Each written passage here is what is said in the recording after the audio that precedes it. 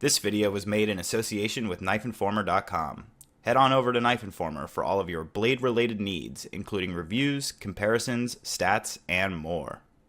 What is up, everybody, and welcome to another edition of Collection Commentary. In today's video, I've got something a little bit different for you guys. We are going to be checking out some of my EDC gear. As most of you may know at this point, I do have some stitches in my hand, which is not super great. So, working with my right hand and knives is a little tough for me right now. So, I thought it would be cool, while I have a bum hand, to kind of take a look at some of the other stuff that I carry, some of the EDC gear, and then there's a couple of special surprises at the end of this video if you're interested in watching the whole thing. So, let's go ahead and jump right in. The first thing that I want to talk about is my keychain. So we have 4 different things going on here with this keychain setup. The first is going to be just this little fob pouch. It is a genuine Porsche fob pouch, but I don't have a Porsche. I drive a Miata. This is an advantage of working in the car industry and a result of being a fan of Porsche. Anyway, this here is a little canister. It's a titanium canister, and I got it because one time I got to work and realized that I had forgot my medication, and I had to drive home to get it. And so I thought it'd be really clever to get a little canister and throw it on a keychain, and that way I always have a couple extra if I ever leave home without taking them. This little thing here is a peanut lighter. I don't remember the brand, but you guys know what, Meritech, is that it? You guys know what I'm talking about. It's that little brand that makes all this little stuff. So this thing is sweet. You can see it's really small, like size comparison. It's basically the size of one of the little links on my finger. And, you know, it functions just like a Zippo, and it's really great. So you can see that working there. You just have to blow it out. And, you know, I got this for a couple of different reasons. One is that... I don't know, as time goes by, there's not a lot of smokers around where I'm at anymore. I quit a few years ago, and most of the people that I know have quit at this point, so not nearly as many people just kind of like walk around with a Bic lighter, and I find that a lot of times people like need to light stuff. People have candles and different stuff like that, so it can be valuable sometimes to just be the guy who can help somebody out if they need a lighter, without having to obviously like carry a whole separate lighter in your pocket. And then of course there's also the survival aspect. If you were ever to find yourself in a situation that you didn't want to be in, where you know, you need to start a fire in the forest or something, you could do that. And then of course I have a key bar here.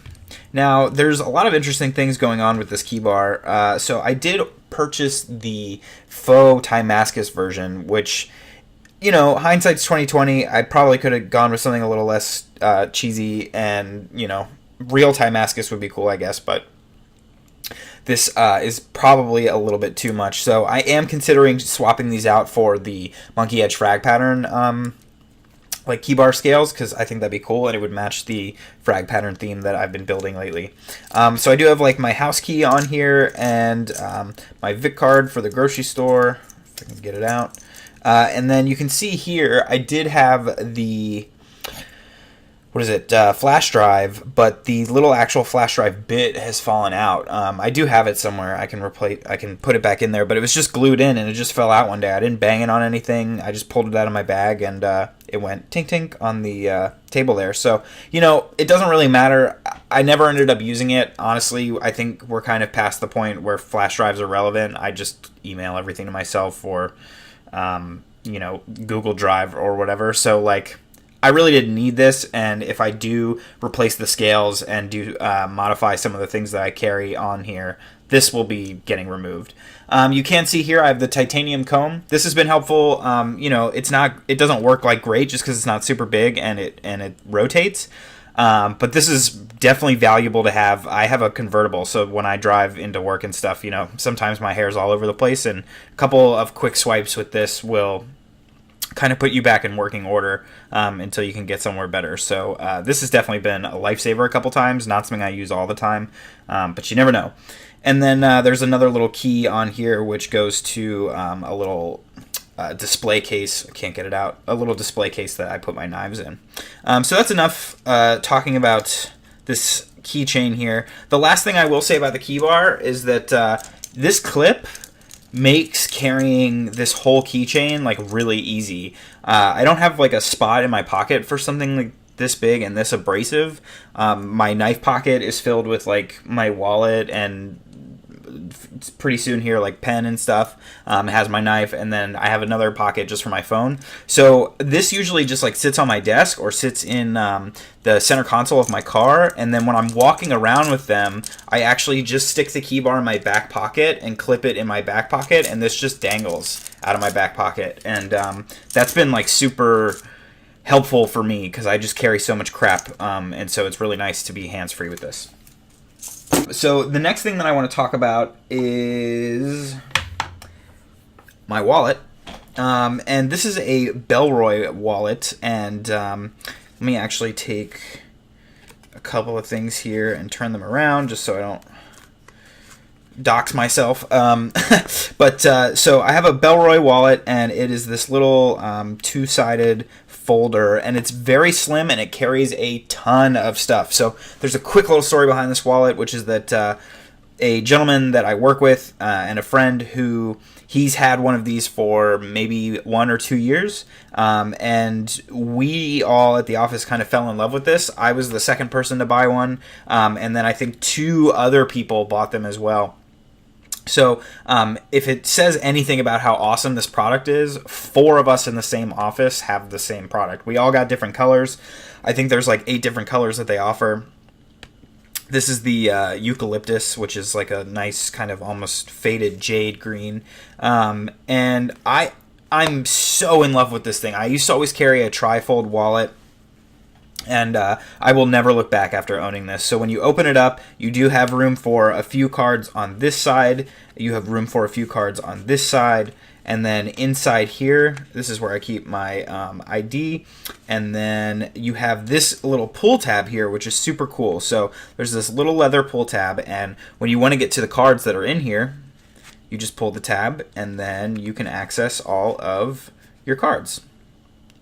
And then when you're done, you just put them back in, and when you slide them in, the pull tab goes with them, and then bam, you're all set. So this is really nice. Instead of having to like dig with your fingernails and fish for them, you can kind of just pull it out and scroll through.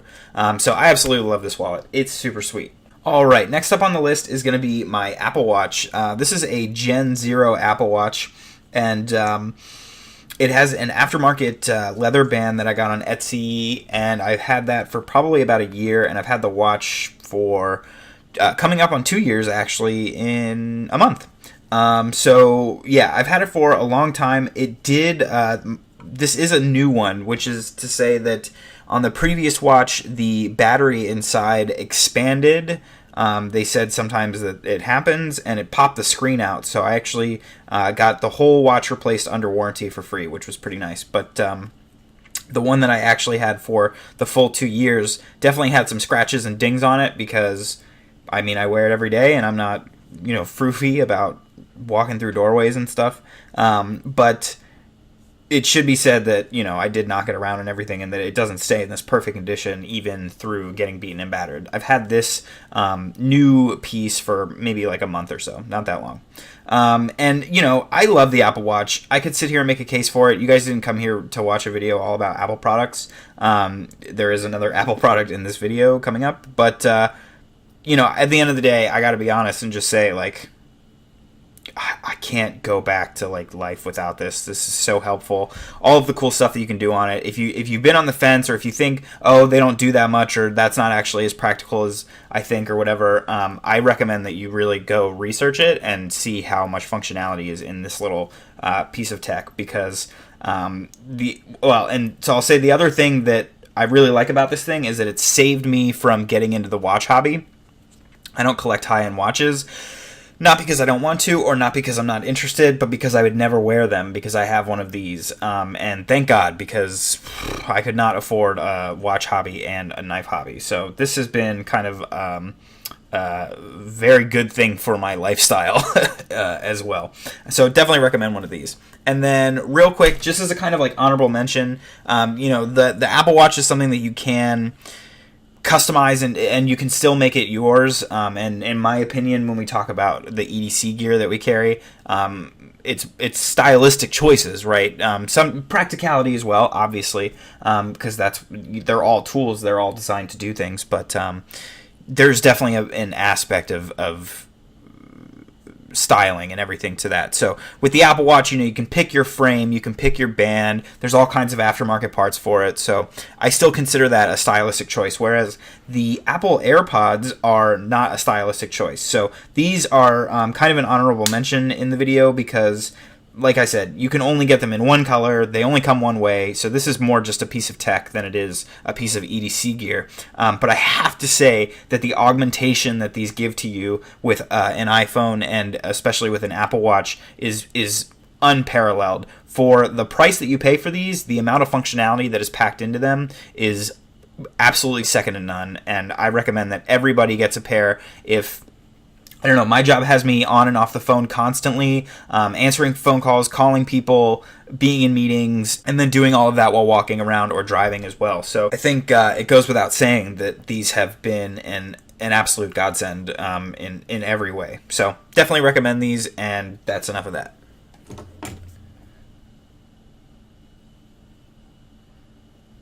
The next thing that I'm going to talk about is my limited edition Olight S1A baton. If you guys remember from my Blade Show videos, I did purchase this at Blade Show.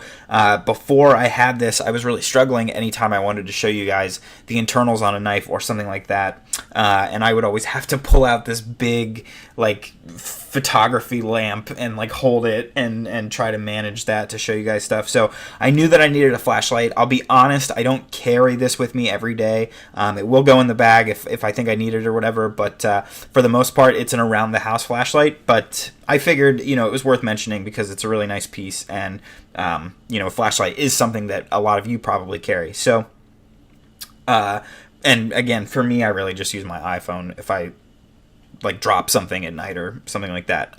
So I don't need this for like work or anything, but it's been a really, really nice piece. It does have 3 different levels of brightness, which you can cycle through by pressing and holding the power switch, and then of course a click on or off will activate power and turn power off.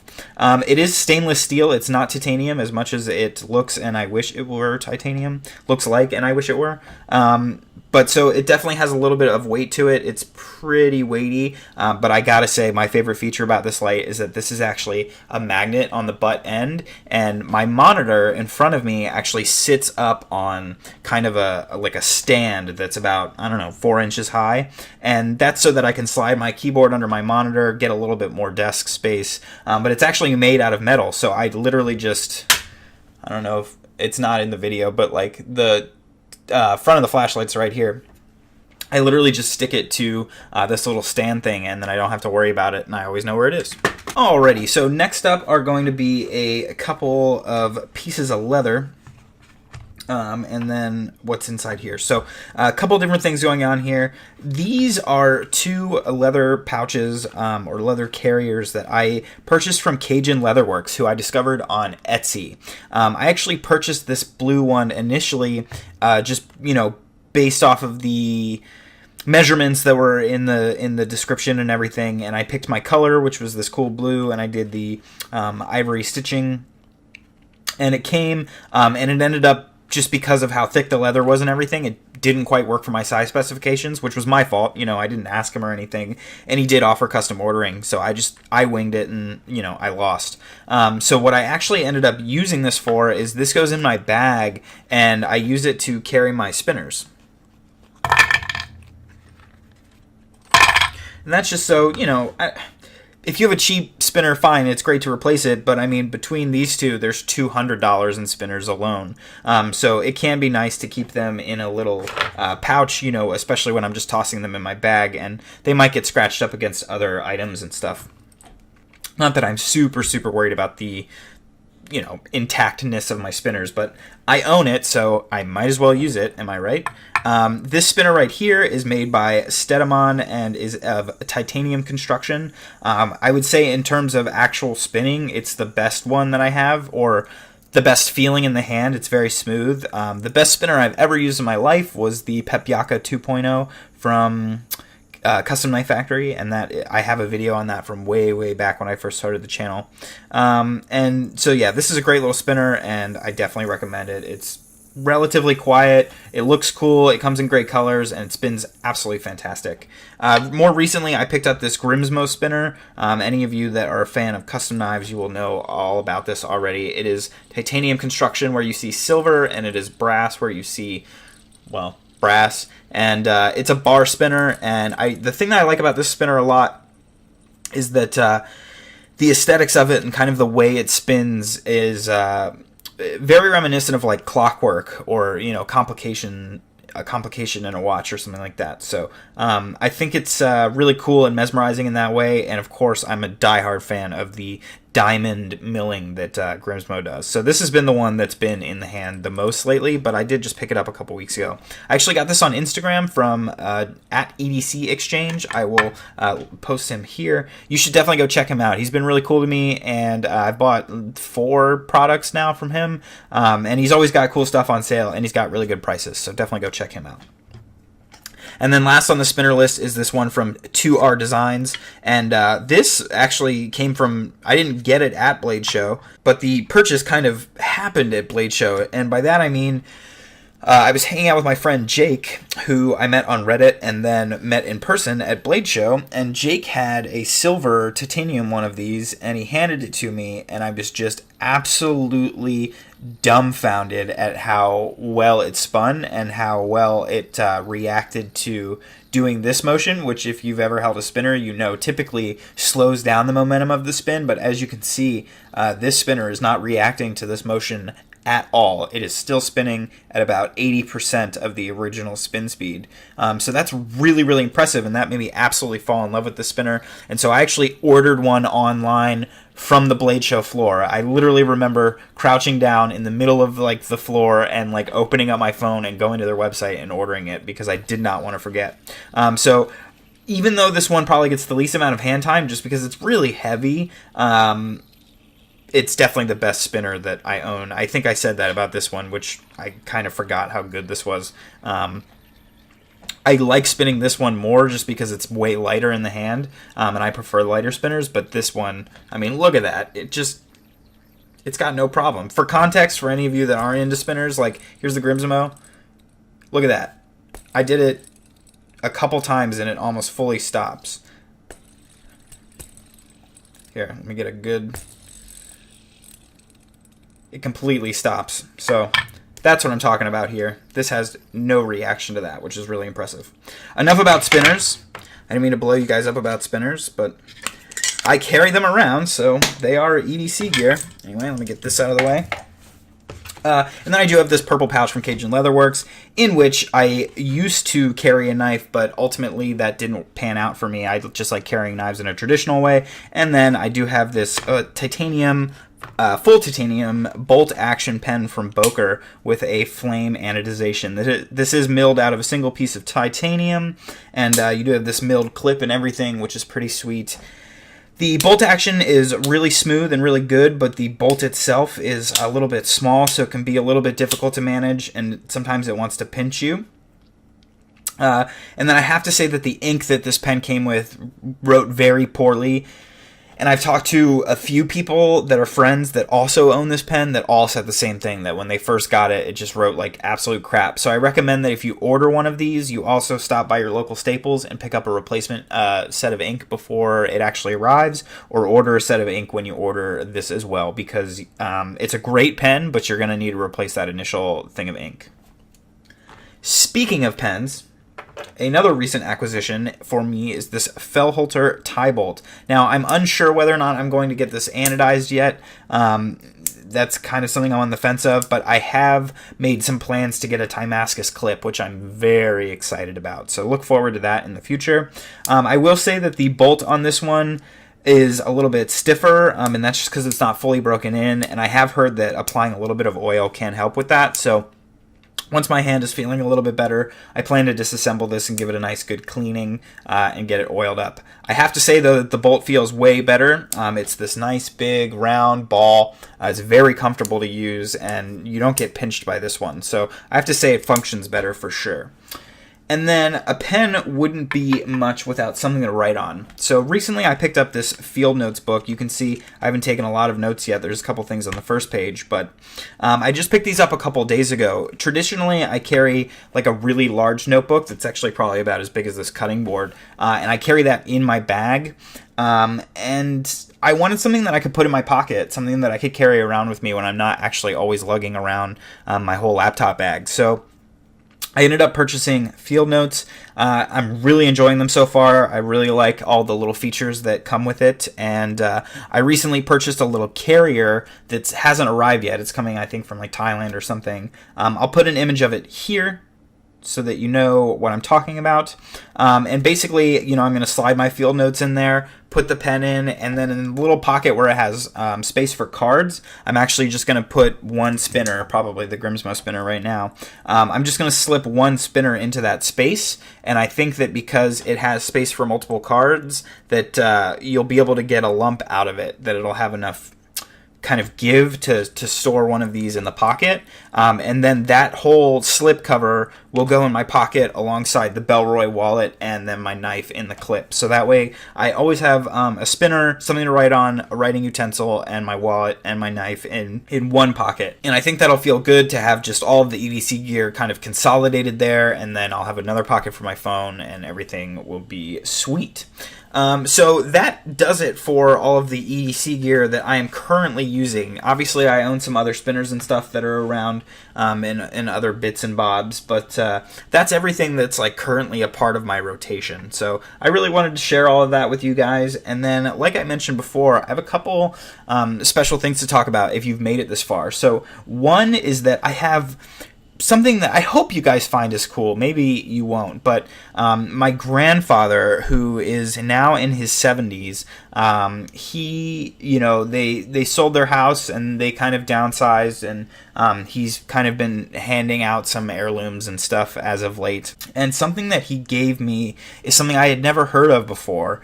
And he's an engineer, and he worked for the U.S. Geological Survey for, 20, 30, 40 years, pretty much his whole life. And when he did so, apparently back before they invented calculators, you carried something called a slide rule. This is a K&E slide rule. This is a genuine carrying case from the 50s, maybe even earlier. And you can see here it had a pocket clip, and this clipped onto your belt, and you walked around with this if you had to do math. So let's pull it out here. Now, I'm not even going to begin to try to explain this to you guys, but I just thought you'd find it neat. This is kind of a little piece of EDC gear if we were all, 70 years old. This does apparently all kinds of math. He mentioned many different disciplines of math that this is able to accomplish. So you can see here there's this clear thing with a line through it so that you can match things up and you can slide that around. And then not only does this center section slide, and again, I would be doing math if I knew what I was doing with this, but you can actually fully remove this and flip it and do an entirely different set of calculations. And then you also have the same setup on this side. So you can see it's an incredibly complex tool, and this was something that you had to carry on your person back when you were doing math out in the field. So I thought you guys just might find that interesting, a little piece of history that I'm really proud to have and thought was really neat. And then the other special surprise that is finally something knife related for you guys, if you have made it this far, a ton of loaners and new stuff just showed up at the door. And so I'm just going to give you guys a quick little sneak peek. I thought you would appreciate the fact that there's a Clyde Challenor Talon, and forgive any knife that doesn't fully deploy when I open it with my left hand. I don't open knives with my left hand, so they all kind of deploy gimpy when I have my left hand. But nice Clyde Challenor Talon with a carbon fiber inlay, which is, of course, a nice South African piece. We do have a mini Typhoon from Brian Nadeau with speed holes, and this knife is very well broken in, and man, it functions like an absolute dream. It is a full tumbled finish all the way around. Just coming in today in time for this video is this JD Van Deventer pinstripe. Now, for those of you who remember, and of course I haven't done the video on it yet because I hurt my hand, I picked up this JD Van Deventer full-size Kenpachi recently, and I absolutely have been going bonkers over this knife. It is so perfect. And around the same time that this knife was made, this knife was being made for my friend, who many of you will know if you are on Reddit. So this knife came in today. It is Damasteel on the pivot collar, Damasteel through the blade, a gorgeous, super tight Damasteel etch, by the way. Look at that. I mean, come on. So tight. I love tight etches. And then you have a Damasteel clip as well. Still super tight. Look at this. Sick. And then, of course, lightning strike carbon fiber on the scales and some plain titanium liners. This knife functions super well, and man, it fires out like a rocket. Very cool South African piece running on IKBS.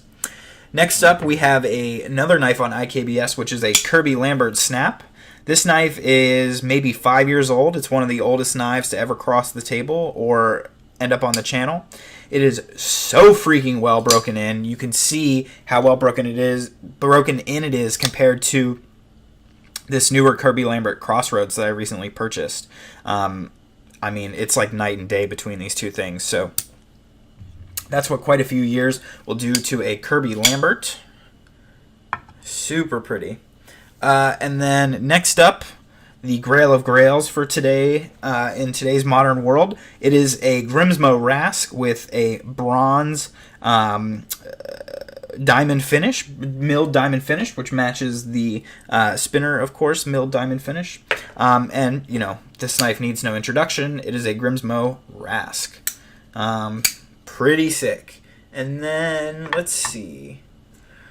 I think that about does it, guys. I thought there was one more loaner. I guess in my mind I had this new Kirby Lambert Crossroads that I picked up. So definitely look forward to videos of all these sick knives. Again, my hand is not healing the way I expected it to, and if I end up having to have surgery, then we're just going to have to figure something completely different out. I might just have to do reviews based on things that I can figure out with my left hand and just not really talk about the action, because what I found is that if I actually bother to hurt myself and open a knife with this hand, it's always much better than when I do it with my left hand, and I just think I just don't have a lot of control over my left hand. I don't really use it. So, yeah, I don't know. Wish me luck, guys, in terms of making content. I really hope you enjoyed this video. I'm sure it's long as heck by now. I'm going to try to edit it as short as I can. Hopefully you enjoyed the couple of surprises at the end. I'm super, super pumped and super, super honored to have all of these loaners in front of me. I mean, thousands and thousands and thousands of dollars of knives have been coming in. So this isn't even all the loaners from the response from the loaner video that you guys responded to. I still have a custom Todd Bay coming, something from Lee Williams, and I think a couple other knives too. So they're like, my door is just completely getting knocked down with loaners right now. I am so, so honored that you guys were willing to come out of the woodwork for me like that and send all that stuff to me. And I'm really sorry that I'm not in the best physical condition to be able to, you know, give it all a proper shake. But anyway, I'm going to do my best. Thanks so much for tuning in, guys. Of course, if you'd like to see beautiful pictures of all these amazing knives, you can do so by following me on Instagram at tovarishworks. And I'm good on loaners right now, but if you want to send me an email about anything at all, you are always welcome to do so at tovarishworks@gmail.com. Thanks so much for watching, guys, and I will see you next time.